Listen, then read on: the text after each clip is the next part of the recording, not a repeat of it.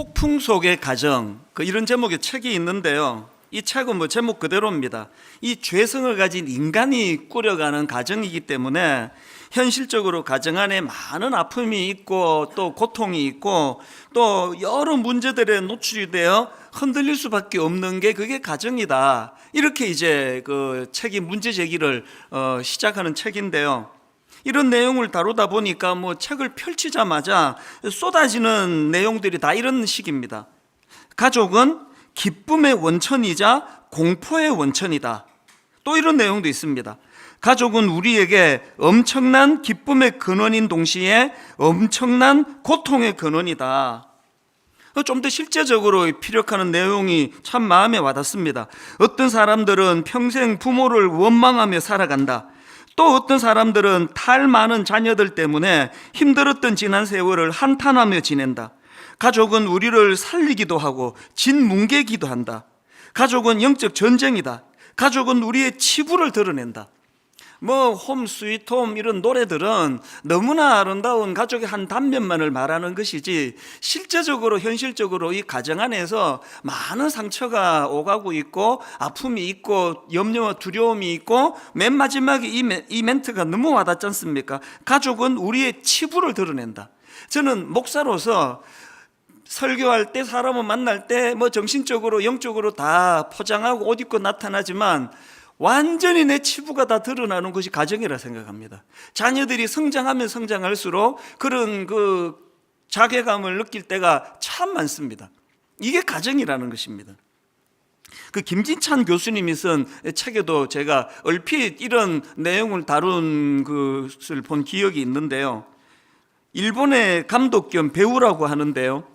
기타노 다케시라는 분이 이 가족과 관련해서 내린 정의를 글에 써놓은 걸 제가 봤습니다. 이렇게 가족을 정의했습니다. 가족이란 누가 보지 않으면 내다버리고 싶은 존재이다. 어떤 분은 누가 봐도 내다버리고 싶습니다.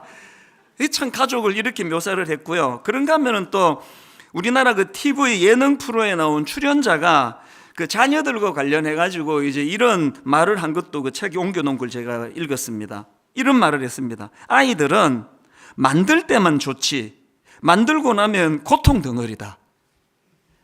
여러 엄마 아빠가 지금 공감의 마스크 너머로 표시를 하고 계시는데요. 이런 것들이 강조하는 게 이 가정이란 게 또 자녀란 게 부모란 대상이 마냥 좋기만 하고 그저 행복만 만들어내는 게 아니다. 이런 걸 강조하는 거 아닙니까? 그런데 지금 오늘 현실을 보면은요, 이런 말들이 이런 글들이 절대로 과장이 아니다. 이걸 증명하는 것 같습니다. 예를 들면은 여러분 코로나 바이러스 이후에 만든 신조어가 있다는 거 아시죠? 코로나 이혼. 이 코로나라는 단어하고 이혼이라는 단어가 이게 결합을 해가지고 신조어를 만들었는데 코로나 이혼. 지금 재택근무니 사회적 격리니 그래가지고 이제 부부가 한 집안에 지금 같이 머무는 경우들이 점점 많아지니까 제 생각에는 너무 직장 생활하고 바쁘고 집에 늦게 들어오고 해서 부부간에 대화가 없고 또 오해가 쌓이고 했던 걸 이번에 잘 풀고 굉장히 부부간에 금슬이 회복될 수 있는 기회가 왔다 이런 생각을 했더니 웬걸요? 그게 이혼을 만들어낸다는 겁니다. 이거 우리나라만의 문제가 아니고요. 심지어 프랑스나 영국 같은 경우에 가정폭력이 늘어났는데 제가 어느 글에 보니까 프랑스 내무장관의 인터뷰 기사입니다. 내무부 장관이 무슨 인터뷰를 했느냐? 프랑스가 이제 코로나19로 이동 제한령을 내린 이후로, 그러니까 이제 사람들이 가정에 계속 머무는 그런 명령을 내린 이후로 가정폭력이 프랑스 전역에서 32%가 늘어났대요. 수도인 파리는 더 심해가지고 가정폭력이 36%나 늘어났다는 겁니다. 영국도 마찬가지예요. 영국도 코로나 이후로 가정폭력이 20%가량 늘어났다. 사실 선진국이라고 하는 유럽이 그런 기사를 토해내는 것을 보고 위로를 많이 받았습니다. 이게 우리나라만의 문제가 아니구나. 지금 중국도 일본도 이 코로나 이혼 이런 신조어로부터 자유롭지 못하다는 그런 글들을 많이 접하고 있거든요. 이게 뭘 의미하겠습니까?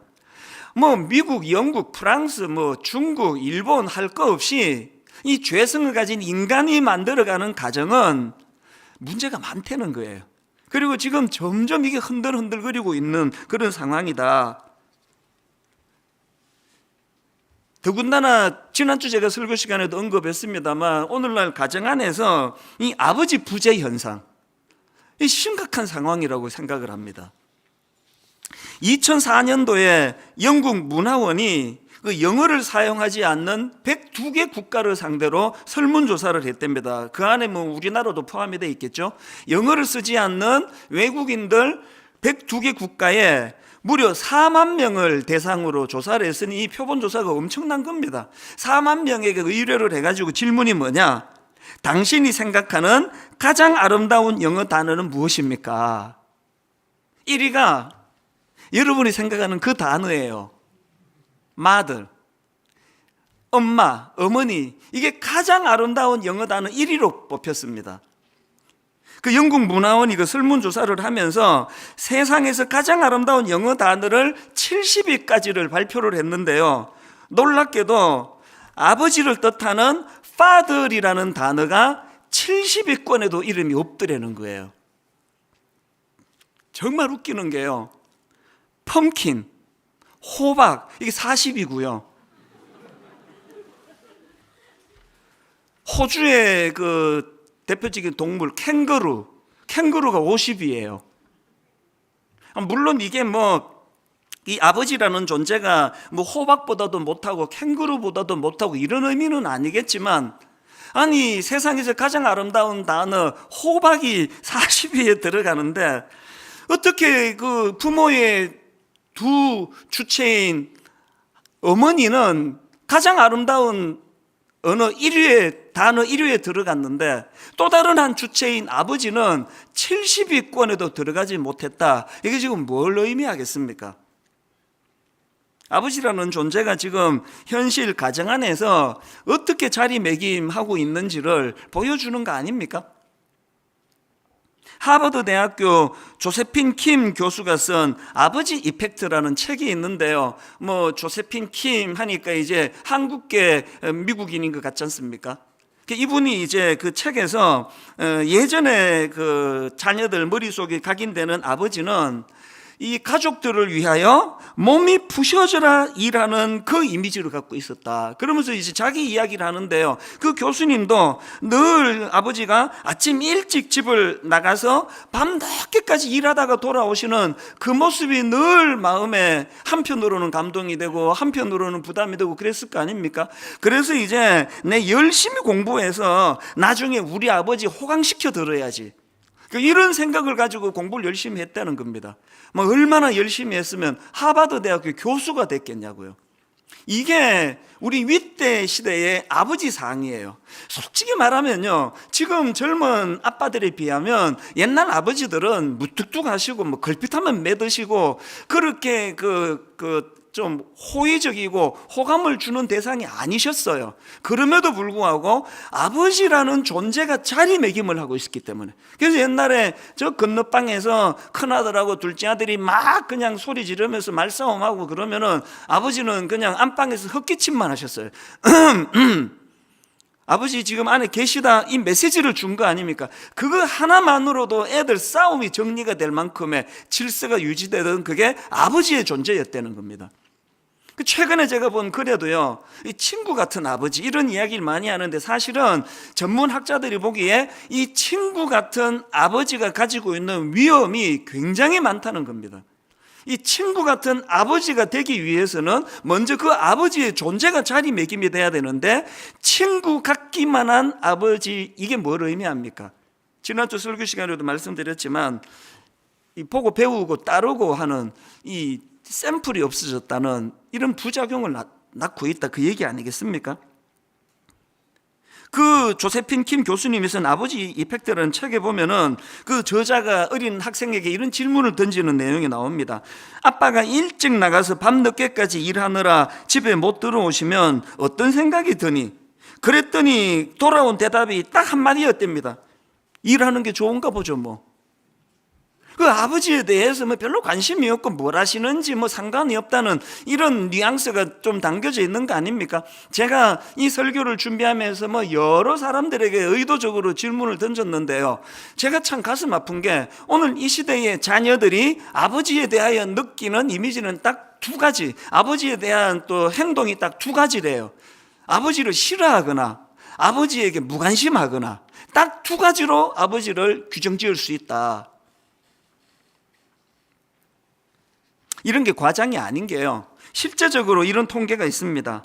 아버지들은 자기 자녀가 무슨 고민에 빠질 때 자기를 찾는다, 아버지를 찾는다, 이런 생각을 많이 하고 있대요. 실제적으로 조사에서도 자기 자녀가 고민이 있을 때 가장 먼저 아버지를 찾는다, 그렇게 생각하는 아버지가 무려 51%가 아버지들이 그런 생각을 했는데요, 놀랍게도 당사자인 자녀들을 대상으로 조사해 보니까 자기들이 어떤 고민에 빠질 때 가장 먼저 아버지를 찾는다라고 대답한 자녀들은 4%에 불과하다는 거예요. 이런 그 지나친 목의 중심, 우리나라 입시가 그걸 부추긴다고 생각하는데요. 그래서 뭐 아이들이 좋은 대학 가려면 세 가지 조건을 좀 갖추어야 된다. 할아버지의 재력, 이거 참 그 괘씸한 말이에요. 할아버지의 재력, 그 다음에 엄마의 정보력, 그 다음에 세 번째가 아버지의 무관심. 끼어들지 말라는 거예요. 아버지는 돈만 대주고 무관심한 게 자녀 교육에 도움이 된다. 이런 말들이 공공연하게 뭐 회자되는 이 현실이, 이 지나친 모계 현상, 또 아버지 부재 현상, 이게요 아버지만 슬프게 하는 게 아니에요. 오늘날 우리 어머니들에게 과도한 자녀 교육의 짐이 지어져서 뭐 견딜 수 없이 무거운 짐으로 힘들어하는 게 또 이 시대의 어머니들의 모습 아니겠습니까? 저는 지난주에 이런 생각들을 쭉 하면서 이제 가정의 달, 또 어버이 주일을 제가 준비하면서 이제 앞에서 언급했던 폭풍성의 가정이라는 책을 제가 읽으면서 저는 이 책에 나오는 표현 하나가 대안이라 생각합니다. 이런 표현이 있더라고요. 가족은 영적 전쟁의 장이다. 가족은 영적 전쟁의 장이다. 연애하고 사랑하는 남녀가 만나가지고 사회학적으로 이렇게 분석하는 게 아니고요, 예수 믿는 우리는 이런 가정에 대한 현실을 영적인 문제로 풀어야 된다는 거예요. 제가 이런 의미에서 이 폭풍 속의 가정처럼 흔들리는 현실적인 가정들을 생각하면서 진짜 대안이 없는 건가? 정말 대안은 없는 건가? 이 고민을 많이 했습니다. 왜냐하면 저도 가정의 구성원이고 저도 새아이의 아빠이기 때문에 그렇고, 저도 사실은 가정에 들어가면은 이런 문제로 많은 고심을 하고 실험을 하고 있는 한 아버지에 저도 해당이 되기 때문이거든요. 대안은 없는 건가?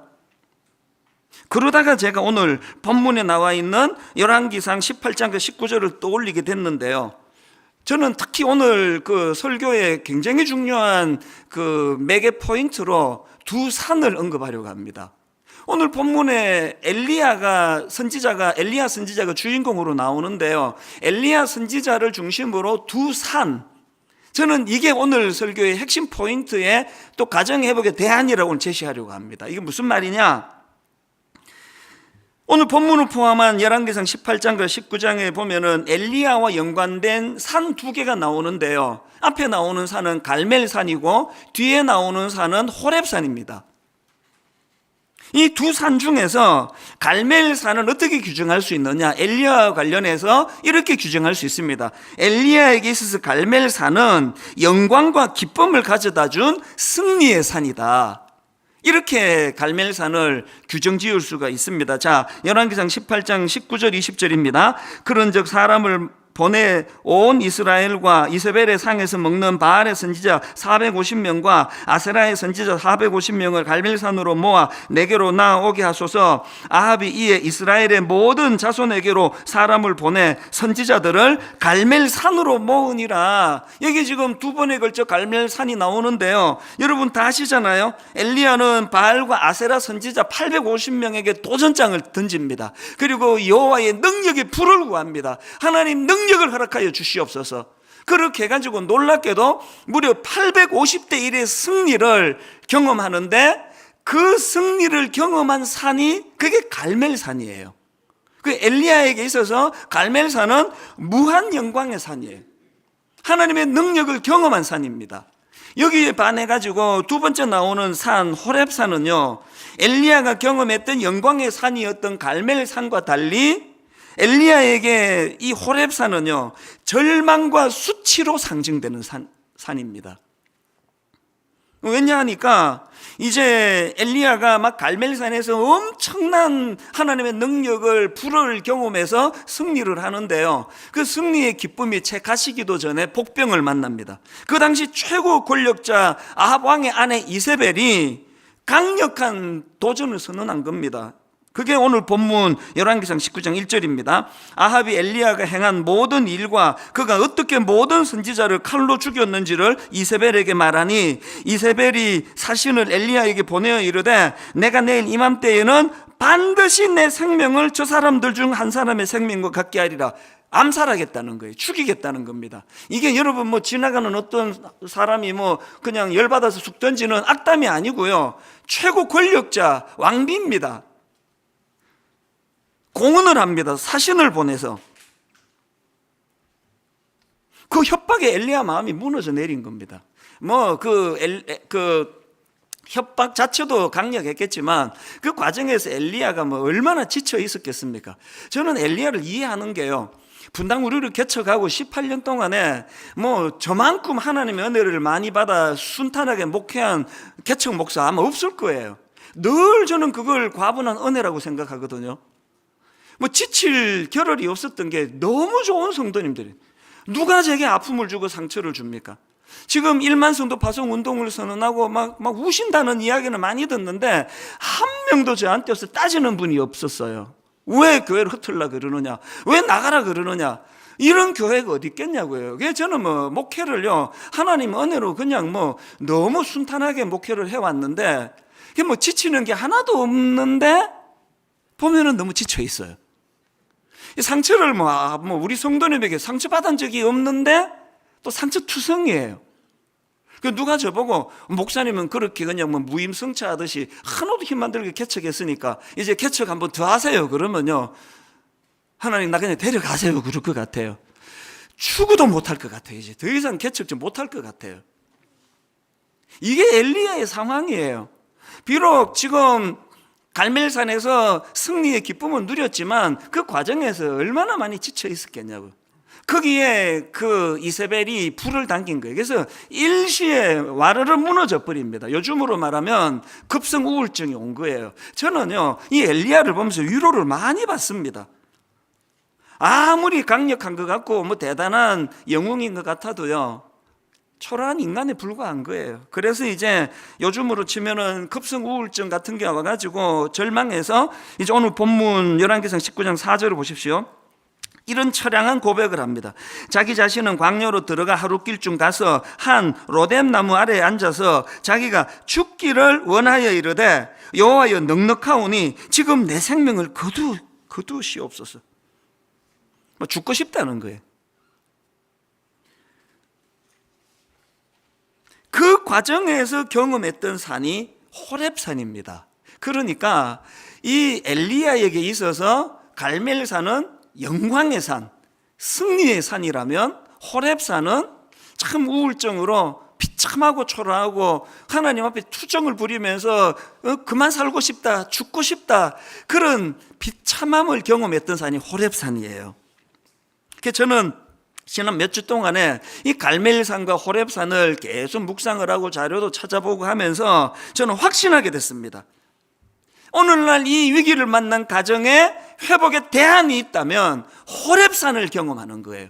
호렙산을 회복하는 거예요. 아니 이게 무슨 뚱딴지 같은 이야기입니까? 아니 가정의 위기를 회복하려면 승리의 갈멜산을 회복해야지, 아니 무슨 그 절망의 비참한 패배의 낙심의 급성 우울증의 상징인 호렙산을 경험하는 게 가정의 대안인가? 참 잘 들어보세요. 여러분, 이 두 산을 잘 분석할 필요가 있는데요, 먼저 이 호렙산을 경험해야 된다는 게 뭘 의미합니까? 가만히 분석을 해보면은 엘리야에게 호렙산은요, 겉으로 보기에는 비참한 수치의 산, 겉으로 보기에는 그 자기가 패배하고 그 여자의 그 한마디에 그냥 마음이 무너져 버리는 초라한 자기가 드러난 부각이 된 연약함을 드러낸 게 호렙산이지만, 그러나 또 한편으로 다른 차원으로 보면은요, 호렙산은 그렇게 초라한 자기 자신을 향한 하나님의 위로하심, 하나님의 강력한 위로를 통하여 새로운 꿈과 사명을 부여해 준 산, 그 산이 호렙산이거든요. 사절에서 로뎀나무 밑에 주저앉아가지고 난 죽고 싶다, 나 차라리 이러느니 이렇게 사느니 나 좀 데리고 가시라고 그렇게 절규하는 초라한 엘리야를 향하여 하나님이 어떤 배려를 주십니까? 5절부터 가만히 그 내용을 보세요. 뭐 너무너무 눈물 나는 내용이에요. 그렇게 로뎀나무 아래에 누워 쉬고 있는 엘리야인데, 5절입니다. 로뎀나무 아래에 누워 자더니 천사가 그를 어루만지며 그에게 이르되 일어나서 먹으라 하는지라. 본즉 머리맡에 숯불에 구운 떡과 한 병 물이 있더라. 이에 먹고 마시고 다시 누웠더니 여호와의 천사가 또다시 와서 어루만지며 이르되 일어나 먹으라, 네가 갈 길을 다 가지 못할까 하노라 하는지라. 그러면서 호렙산으로 인도를 하시는데요, 왜 이게 눈물이 납니까? 저는 지금 엘리야가 얼토당토하는, 하나님이 이렇게 꾸지람해야 되는 상황이에요. 하나님이 지금 이렇게 로뎀나무 밑에 나 이렇게 사느니 죽고 싶다고 그러면 하나님이 오셔가지고 야단치셔야 돼요. 니 지금 정신 차려라. 니 지금 갈멜산에서 패배했니? 갈멜산에서 능력의 불을 내려 그 850대 1을 승리로 이끈 하나님을 경험한 게 언제적 일이냐. 근데 너 보니까 내 진짜 한심하다. 갈멜산에서의 전투를 네 힘으로 했니? 권력자 이세벨의 그 협박 앞에 이렇게 주저앉는 게 난 도저히 이해가 안 된다. 그런 내용이 한마디도 없습니다. 제가 이 호렙산을 회복해야 된다는 건요, 아버지로서의 반성도 담겨져 있습니다. 저는 자녀 교육에 이 분석을 너무 많이 하는 아버지라고 생각해요. 이게 문제잖아. 내가 네 어릴 때부터 지켜봤는데 이거 고쳐야 돼. 너 이거 안 되면은 그거 되겠냐고. 왜 아이들이 아버지를 자꾸 피하겠습니까? 다른 집은 모르겠는데요, 우리 집에서 어머니는 너무 온순한 엄마예요. 기질적으로 그래요. 그리고 막 이렇게 따지고 묻는 거 별로 안 하는 엄마예요. 거기에 비해서 우리 집의 아버지는 목사가 돼가지고 막 분석 얼마나 잘합니까? 그래서 계속 잘 따져요. 저는 지난 한 주 내내 이 하나님을 보면서 아버지로서 내 자신이 너무 우울해졌습니다. 그러면 다 교육 잘한다 생각했는데 하나님의 교육은 그게 아닙니다. 얘가 도대체 왜 이 모양이냐는 그런 말씀 없으시고 그냥 천사를 통해 그를 어루만지게 해요. 어루만져주세요. 왜? 나는 홀로 남았다 그러니까. 제가 이 호렙산에 임하신 하나님을 분석을 해보니까요, 엘리야에게 두 가지 의미가 있더라고요. 여러분, 첫째로요, 호렙산에 임하신 하나님의 모습은 두 가지인데, 첫째가 뭐냐? 초라해진 엘리야를 꾸짖지 않고 품어주시는 하나님이세요. 오늘 가정이 왜 이렇게 위기를 만났습니까? 우리 윗대 부모님은, 저희 어머니는 초등학교밖에 안 나오신 분이에요. 아버지는 물론 목회를 하셔야 되니까 어머니보다는 학력이 높으시지만, 오늘 우리 같이 대학원 나오고 박사라 그러고 막 수많은 정보를 접하는 우리 같은 부모님이 비하겠습니까? 그런데 오늘 우리 같은 부모가 갖고 있는 치명적인 문제가 뭐냐? 오늘 가정을 거대한 갈멜산을 만들어 놓은 거 아닙니까? 갈멜산만 추구하는 부모. 너 능력 받아야지, 너 불 받아야지, 너 그래야 좋은 대학까지. 온통 가정에서 일어나고 있는 건 850대 1로 싸워 이기는 방법 10가지, 이런 것들이 난무하는 가정 아닙니까? 왜 아버지들이 위축되어 있습니까? 이 점에서 아내들이 반성해야 되고, 왜 아내들이 어머니들이 위축되어 있습니까? 이 점에서 반성해야 되는 게, 우리는 배우자를 기능으로 대하고 있다는 거예요. 갈멜산의 관점으로 대하는 거 아닙니까? 당신이 무능해가지고 돈 못 벌어와가지고 우리가 이렇게 된 거 아니냐. 난 당신이 지혜로운 여잔 줄 알고, 난 당신이 능력 있는 여잔 줄 알고, 심지어는 그 못난 남편들 중에는 당신 친정이 난 부자인 줄 알았는데, 이 기능으로 지금 기능이 난무하는 가정. 예수 믿는 우리도 예외 아니라고 생각합니다. 온통 부르짖는 건 하나님 우리 아들 불받아 850대 1 이겨 좋은 대학 가게 해주시기 원합니다. 우리 남편 월급 받고 승진하고 가정에 경제적 어려움 없도록 갈멜산에 임하신 하나님의 능력을 구합니다. 가정 회복에 결정적으로 중요한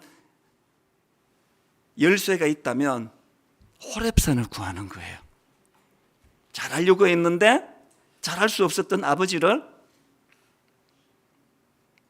잘하려고 했는데 그렇게 할 수 없어 한숨 짓고 있는 어머니를 마음으로 이해할 수 있는 자녀로 만들기 위해서는 우리 자신이 먼저 자녀들을 호렙산을 경험하는 자녀로 만들어야 됩니다.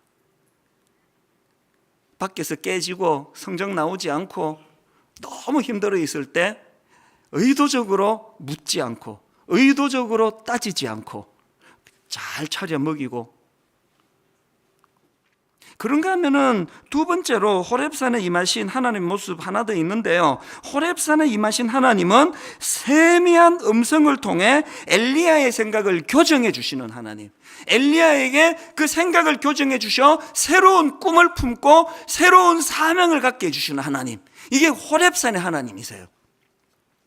여러분, 이 호렙산에서의 하나님의 특별 과외를 한번 보십시오.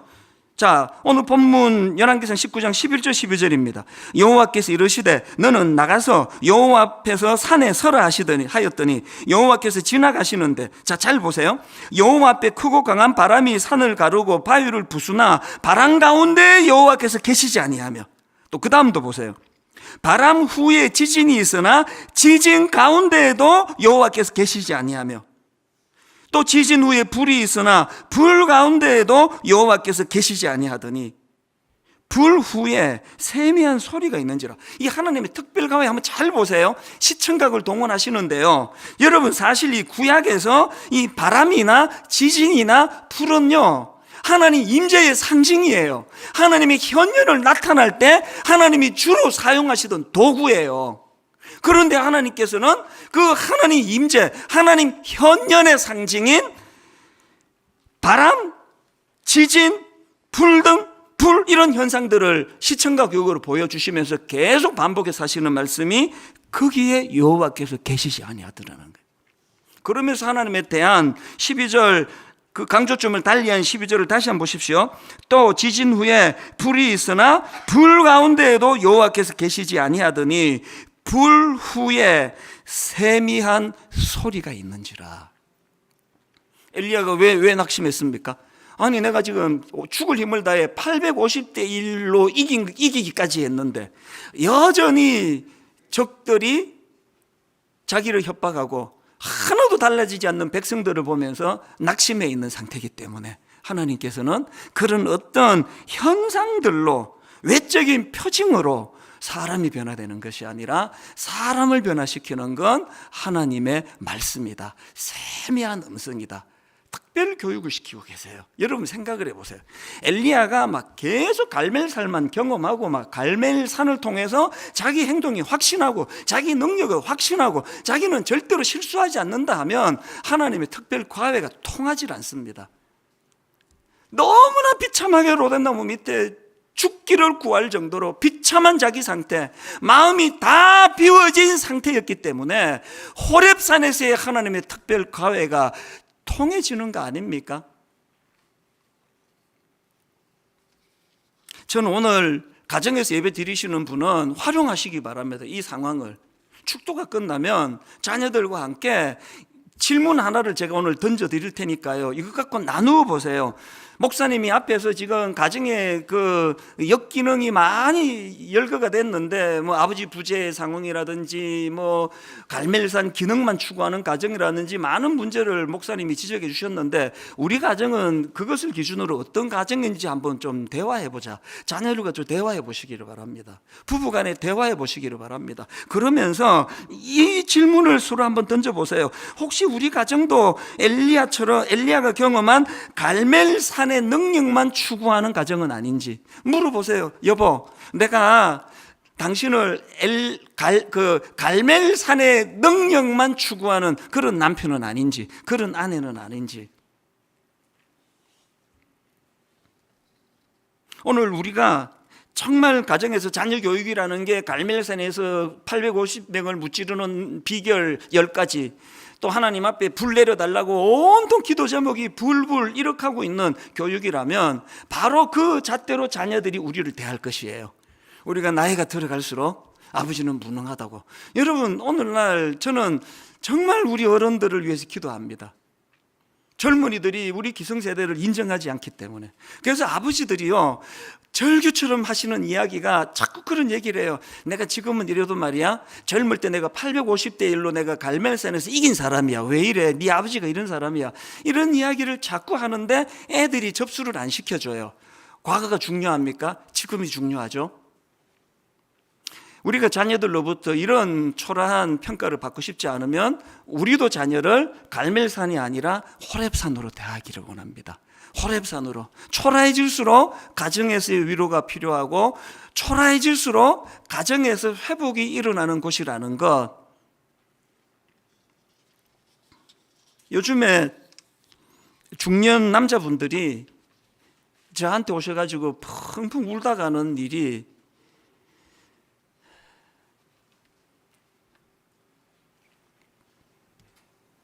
왜 아버지들이 그 집에 가서 우시지, 왜 저한테 와서 울다 가세요? 집에 가서 우는 거가 접수가 안 되는 게 가정이에요. 아버지가 이렇게 약하면 우리 어떡하라고. 저는 가정의 회복은 아빠가 가정에서 아이들 앞에 울 수 있는 자리까지 가는 거라고 생각을 합니다. 아이들에게 마음껏 울 수 있는 아버지, 이게 호렙산이에요. 이런 생각을 제가 하게 된 건요, 한 2주 전입니다. 저에게 호렙산은 새벽이거든요. 장소 불문하고 항상 새벽은 저에게 호렙산이에요. 새벽에 호렙산이 있었기에 제가 살아 있습니다. 한 2주 전쯤에도요, 새벽에 하나님이 무슨 깨달음을 주시는가 하니까, 이제 이 코로나 바이러스가 딱 발생을 하고 이제 장례를 맞는 가정들, 그 가정들은요, 세상에 엄마 아빠가 아버지 어머니가 돌아가시는 너무나 슬픈 현실인데 아무도 위로받지 못하는 문상을 다 막아놓은 상태니까요. 그리고 공교롭게도 딱 그거 터질 때 모 교회에서 목사님이 장례 신방을 갖다가 거기서 이제 코로나를 전염해서 교회에 이렇게 확진이 됐다, 확산이 됐다, 그런 기사가 나가지고요, 대한민국의 거의 대부분의 교회들이 장례 때 이제 가서 위로 예배를 못 드렸습니다. 다 양해를 하시죠. 그렇게 하고 지나갔는데요, 한 2주 전이에요. 한 3주 전인가요? 새벽에 마음이 너무 괴로운 거예요. 세상에 그런 슬픔을 당한 우리 성도님들이 3일 내내 그 장례식에서 위로해 주러 오는 사람 한 명 없이, 찾아오는 교역자 없이, 예배 한번 드릴 수 없이 그렇게 장례를 치렀다 생각하니까 너무 마음이 아픈 거예요.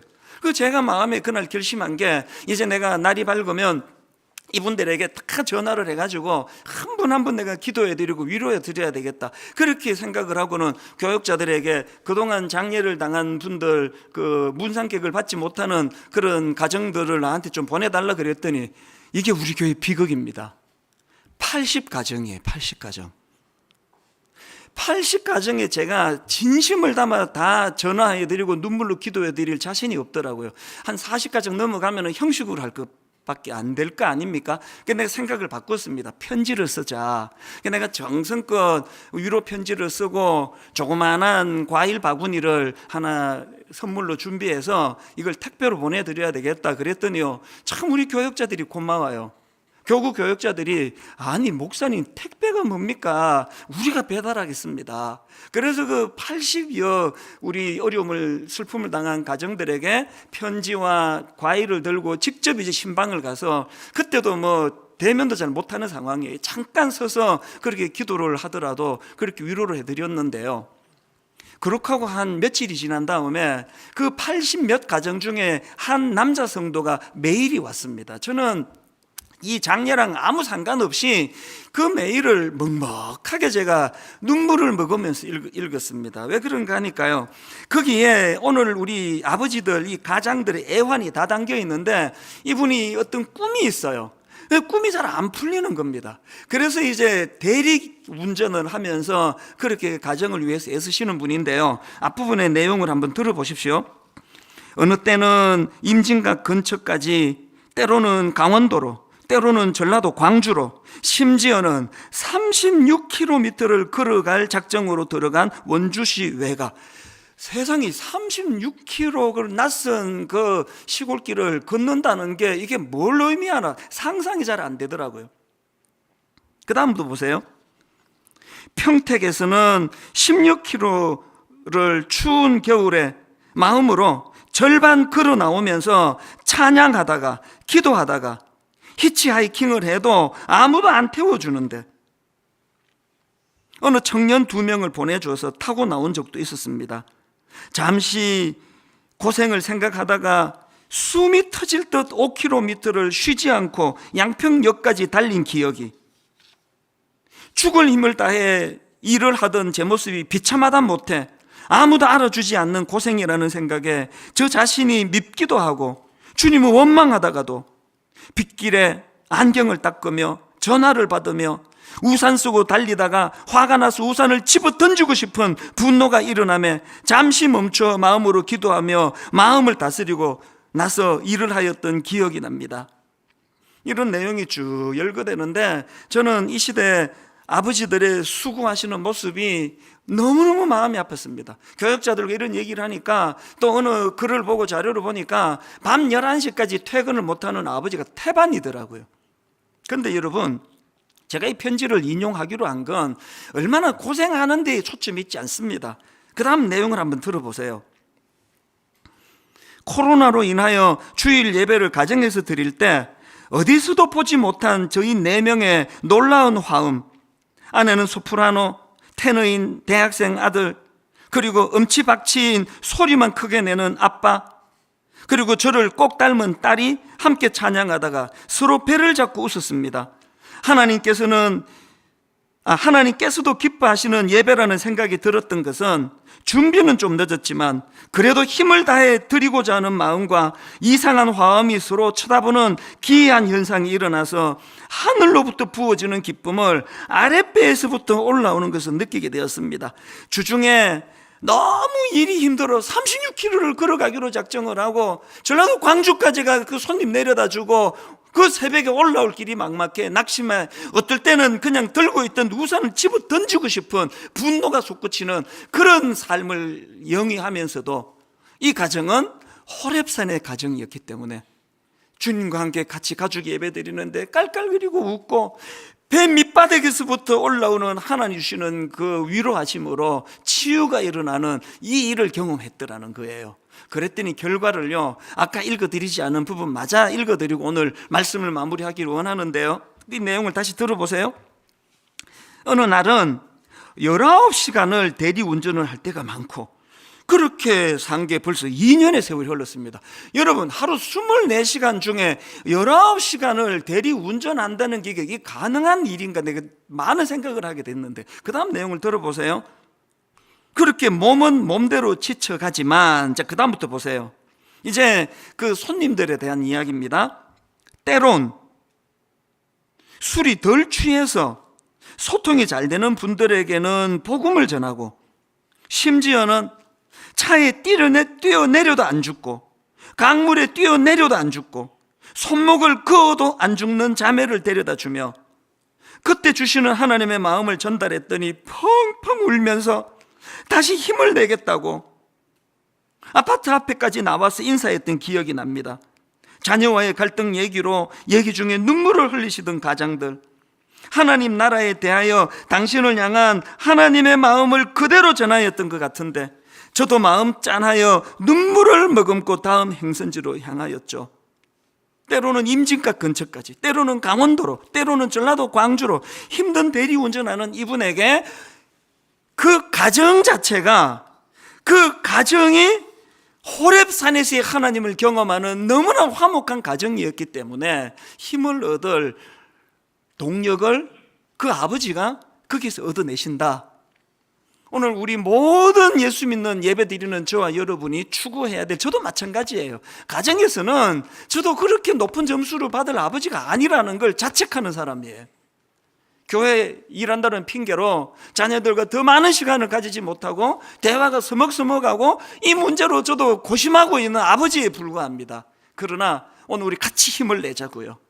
하나님, 그동안 자녀 교육에 갈멜산의 승리의 하나님만 추구하는 우리 가정이었다면 참 초라한 로뎀나무 밑에서 하나님 은혜를 구하는 호렙산의 하나님 은혜를 구하기 원합니다.